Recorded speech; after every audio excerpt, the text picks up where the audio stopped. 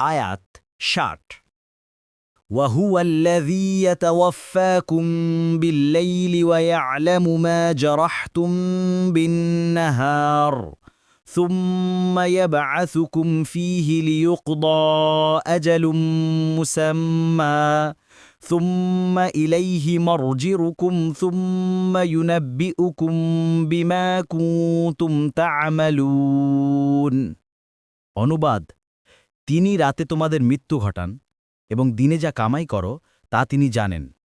তারপর দিনে তোমাদেরকে তিনি আবার জীবিত করেন যাতে নির্ধারিত সময় পূর্ণ করা হয়। তারপর তার দিকেই তোমাদের প্রত্যাবর্তন।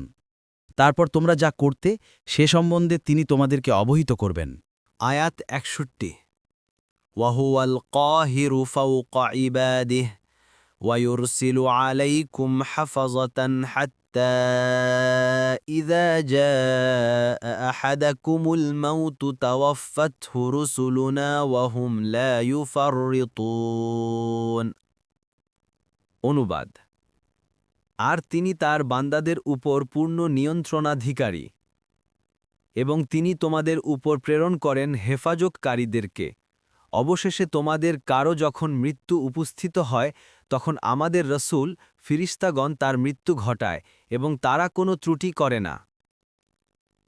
অষ্টম রুকু আয়াত ৬২ সুম্মা রুদ্দু ইলাল্লাহি মাওলাহুমুল হাক্কি আলা লাহুল হুকমু ওয়া হুয়া আসরাউল হাসিবিন অনুবাদ তারপর তাদেরকে প্রকৃত রব আল্লাহর দিকে প্রত্যাবর্তিত করা হবে। জেনে রাখুন হুকুম তো তাঁরই এবং তিনি সবচেয়ে দ্রুত হিসাব গ্রহণকারী।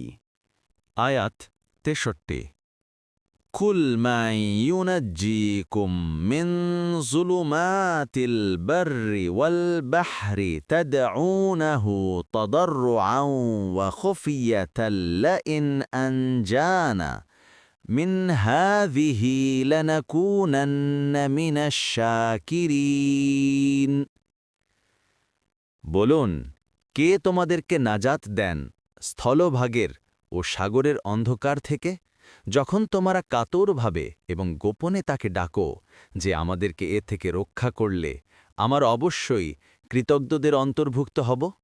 আয়াত ৬৪ কুলিল্লাহু ইউনাজ্জিকুম মিনহা ওয়া মিন কুল্লি কারবিন সুম্মা আনতুম তুশরিকুন অনুবাদ বলুন, আল্লাহই তোমাদেরকে তা থেকে এবং সমস্ত দুঃখ কষ্ট থেকে নাজাত দেন, এরপরও তোমরা শিরক করো।